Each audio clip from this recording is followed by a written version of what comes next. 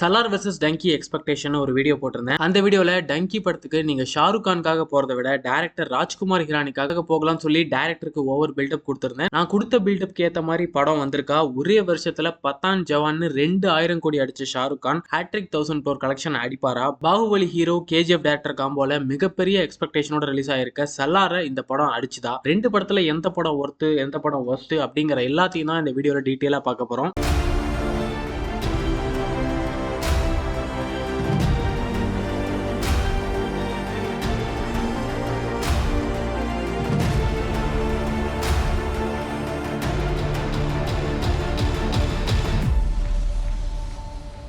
நான் சலார் ரோஸ்ட் வீடியோலயே சலார் பத்தின full review கொடுத்துட்டேன். அதனால இந்த வீடியோல ஃபர்ஸ்ட் டங்கி படத்தோட ரிவ்யூ சொல்லிடுறேன். அதுக்கப்புறம் ரெண்டு படத்துல எது பெருசுங்கிற கம்பேரிஷனையும் வீடியோட எண்ட்ல சொல்லிடுறேன். டங்கியோட ஒன்லைன் ஸ்டோரி என்னன்னா, பஞ்சாப்ல ஒரு 4 ஃப்ரெண்ட்ஸ் லண்டன் போய் வேலை செய்யணும்னு நினைக்கிறாங்க. பட் அவங்களுக்கு விசா கிடைக்கல. ஸோ லீகலாகவும் இல்லீகலாகவும் லண்டன் போக ட்ரை பண்ணுவாங்க. அந்த ஜேர்னில அவங்க ஃபேஸ் பண்ற ப்ராப்ளம்ஸ், லண்டன் போனாங்களா இல்லையா அப்படிங்கிறது தான் இந்த படத்தோட மீதி ஸ்டோரி. படம் ஸ்டார்ட் ஆன உடனே ஸ்டோரிக்குள்ள போயிடறாங்க. இந்த டேரக்டரோட பிரம்மாஸ்திரமே காமெடியும் எமோஷனும் தான். அது ரெண்டுமே இந்த படத்துல பயங்கரமா ஒர்க் அவுட் ஆயிருக்கு. டாப்ஸி, விக்கி கௌஷல், பகு, பலி இந்த 4 ஃப்ரெண்ட்ஸ் தான் படத்தோட மெயின் கேரக்டர்ஸ். அவங்க தான் லண்டன் போக ட்ரை பண்ணுவாங்க. சோ அவங்க ஏன் லண்டன் போகணும்னு நினைக்கிறாங்க அப்படிங்கறத காமெடி எமோஷன் கலந்து காமிச்சிருப்பாங்க. அதுக்கப்புறம் ஷாருக் கான் எப்படி இந்த டாப்ஸி கேங்ல சேர்றாரு அப்படிங்கிற ஸ்டோரி ட்ரெய்லர் பார்க்கும்போதே உங்களுக்கு தெரிஞ்சிருக்கும். ஷாருக் கான் தான் விசா வாங்க ஹெல்ப் பண்ண போறாரு அப்படின்னு. சோ ஷாருக் எதுக்கு ஹெல்ப் பண்றாரு அப்படிங்கிற ரீசனுமே சூப்பரா காமிச்சிருப்பாங்க. சோ அந்த 4 ஃப்ரெண்ட்ஸும் ஏன் லண்டன் போகணும்னு நினைக்கிறாங்க, ஷாருக் கான் ஏன் அவங்களுக்கு ஹெல்ப் பண்ண போறாரு, இந்த 5 ரீசனுக்கான ஸ்டோரி லைனையே சூப்பரா எழுதியிருப்பாரு ராஜ்குமார் ஹிரானி. அவருக்கு 61 வயசு ஆகுது. ஆனாலும் ஒவ்வொரு சீன்லயும் ரைட்டிங் அவ்வளவு சூப்பரா இருக்கு. எமோஷன் சீன் காட்டுறது கூட ஓகே.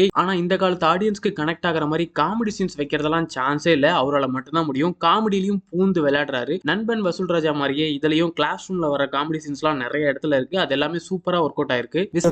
பேண்ட் ஜிப் வரைக்கும் எல்லாமே மெஷின் சார். ஒரு செகண்டா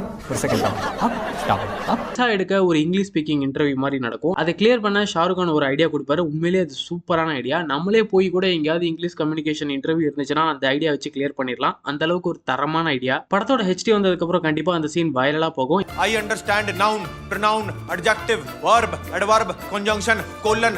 இப்படி ஃபர்ஸ்ட் ஆஃப் ஃபுல்லாவே ஃபன் எமோஷன்லாம் வச்சு சூப்பரா கொண்டு போயிட்டு இன்டர்வல்ல நம்ம எக்ஸ்பெக்டே பண்ணாத ஒரு ஷாக்கிங் சீனோட ஃபர்ஸ்ட் ஆஃப் முடியுது. செகண்ட் ஹாஃப்ல லண்டன் எப்படி போறாங்க அப்படிங்கிற ஜர்னி தான் ஒரு 3/4 மணி நேரம் ஓடும். இமிகிரன்ஸா வேற கண்ட்ரிக்கு போகணும்னு நினைக்கிறவங்க எவ்வளவு கஷ்டப்படுறாங்க அப்படிங்கறத நமக்கு புரியுற மாதிரி யதார்த்தமா காமிச்சிருக்காரு ஹிரானி. அதுல அண்டர் வாட்டர்ல வர சீக்வன்ஸ், அப்புறம் டெசர்ட்ல ஒரு சின்ன ஃபைட், அதெல்லாம் மாஸ்டர் பீஸா இருந்துச்சு. அப்புறம் இந்த படத்துல எனக்கு ரொம்ப பிடிச்ச சீன் என்னன்னா, கோர்ட்ல ஷாருக் கான் அகதிகள் பத்தி பேசுவாரு. ஒரு கண்ட்ரில இமிகிரன்ஸ் இருக்கிறதால அந்த கண்ட்ரிக்கும் ப்ராஃபிட் இருக்கு அப்படிங்கிற சில பாயிண்ட் சொல்லுவாரு. அந்த கருத்தெல்லாம் இது வரைக்கும் எந்த படத்துலயும் யாருமே பேசினதே இல்ல. அந்த சீன்ல ஷாருக் கான் பாக்ஸ் ஆபீஸ்ல மட்டும் கிங் இல்ல, ஆக்டிங்லயும் தான் ஒரு கிங் அப்படின்னு காமிச்சிருப்பாரு.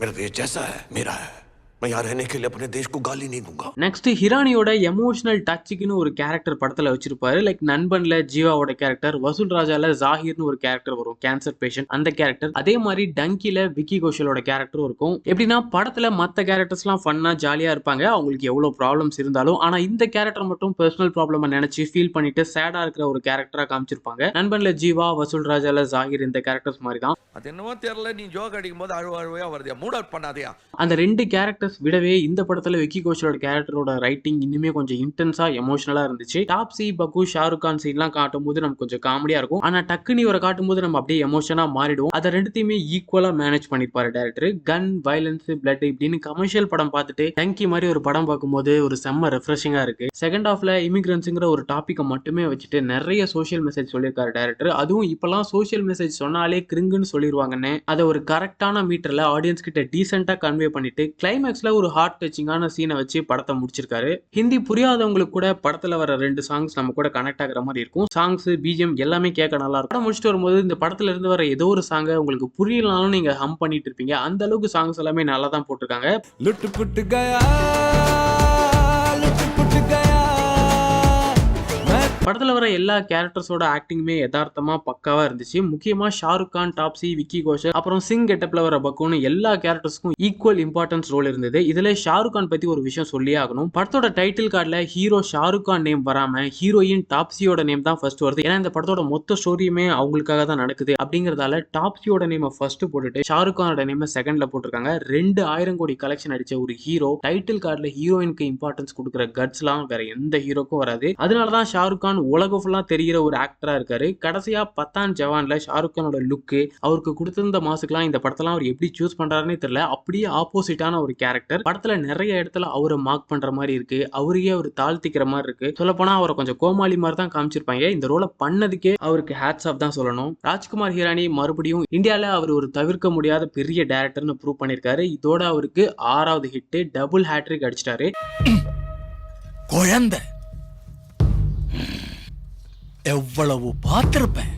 ஆக்சுவலி இந்த படத்தை பத்தி ரிவ்யூ சொல்றதை விட சீன் பை சீன் இந்த படத்துக்கு அப்ரிசியேஷன் பண்ணி ஃபுல் படத்தையும் எக்ஸ்பிளைன் பண்ணணும்னு தான் எனக்கு தோணுது. பட் ஸ்பாயிலர் ஆயிடும் அப்படின்னு சொல்லி அதை நான் பண்ணல. படம் பத்தி பேச அவ்வளோ விஷயம் இருக்கு. இந்த படத்தோட ஃபுல் வீடியோ எக்ஸ்பிளனேஷன் கூட உங்களுக்கு வேணும்னா கமெண்ட்ல சொல்லுங்க. அதுக்கு நிறைய ரெஸ்பான்ஸ் வந்திருந்தா கண்டிப்பா நான் அதையும் ஒரு வீடியோவா போடுறேன். ஸோ டங்கி ஒர்த்தான படம், ஃபேமிலியோட பார்த்து நீங்க என்ஜாய் பண்ணலாம். பட் இந்த படம் கொஞ்சம் பேருக்கு ஒர்க் அவுட் ஆகாம கூட போகலாம். அது யாருக்குன்னா கமர்ஷியல் படங்கள் மட்டும்தான் எனக்கு பிடிக்கும் அப்படின்னு நினைக்கிறவங்களுக்கு இந்த படம் ஒர்க் அவுட் ஆகாம போகலாம். ஏன்னா டங்கி ஒரு கம்ப்ளீட் ஸ்டோரி பேஸ்டு ஃபிலிம். நீங்க கமர்ஷியலா பத்தான் ஜவான் மாதிரி இருக்கும்னு நினைச்சிட்டு போறீங்க, இல்ல அந்த மாதிரி படங்கள் தான் உங்களுக்கு பிடிக்கும்னா இந்த படம் உங்களுக்கு ஒர்க் அவுட் ஆகாம போலாம். அப்புறம் படம் ஹிந்தியில மட்டும்தான் ரிலீஸ் ஆயிருக்கு வித் இங்கிலீஷ் சப்டைட்டிலோட. எனக்கு இந்த படத்துல மைனஸா தெரியுற இன்னொரு விஷயம் இந்த படத்தோட லாங்குவேஜ் தான். தமிழ், தெலுங்கு, மலையாளம், கன்னடால கூட ரிலீஸ் பண்ணியிருந்தா எல்லா ஆடியன்ஸ்க்குமே இந்த ஸ்டோரி போய் ரீச் ஆயிருக்கும். லாங்குவேஜ் ப்ராப்ளம், எனக்கு கமர்ஷியல் படம் தான் பிடிக்கும் அப்படின்னு நினைக்கிறவங்களுக்கு மட்டும் தான் இந்த படம் ஒர்க் அவுட் ஆகாம போகும். அதை தவிர மற்ற எல்லாருக்குமே இந்த படம் 100% ஒர்க் அவுட் ஆகும். அவ்வளவுதான் டங்கி படத்தோட ரிவ்யூ. நான் வீடியோ ஸ்டார்டிங்ல சொன்ன மாதிரி டங்கி SLR கம்பேரிசன் பத்தியும் சொல்லிடுறேன். கமெண்ட்ல ஒருத்தர் படத்தோட ரிவ்யூ சொல்லும் போது அதோட ரேட்டிங்கும் கொடுங்க அப்படின்னு சொல்லியிருந்தாரு. அந்த சஜஷனுக்கு ரொம்ப தேங்க்ஸ் ப்ரோ. இந்த வீடியோல இருந்தே அதை நான் ஸ்டார்ட் பண்ணிடுறேன். டங்கிக்கு என்னோட ரேட்டிங் 5க்கு 4,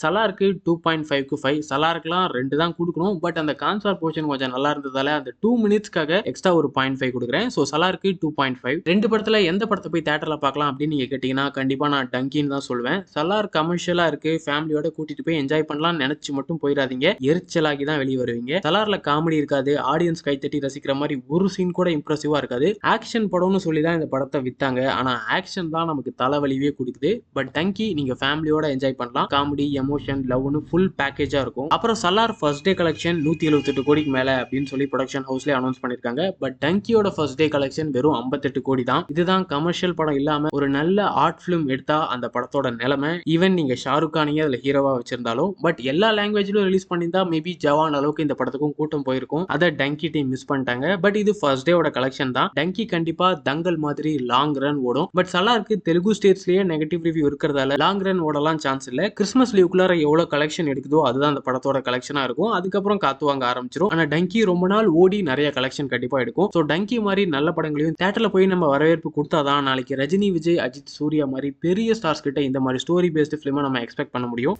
तो ये कौन होते हैं हमको रोकने वाले? அவ்வளவுதான், வீடியோவோட எண்டுக்கு வந்தாச்சு. டங்கி, சலார் 2 படமும் பார்த்துருந்தீங்கன்னா என்னோட கருத்துக்கள் பத்தி நீங்க என்ன நினைக்கிறீங்க அப்படிங்கறத கமெண்ட்ல சொல்லுங்க. இந்த வீடியோ பிடிச்சிருந்தா லைக் பண்ணி நம்ம சேனலை சப்ஸ்கிரைப் பண்ணிக்கோங்க. जय हिंद.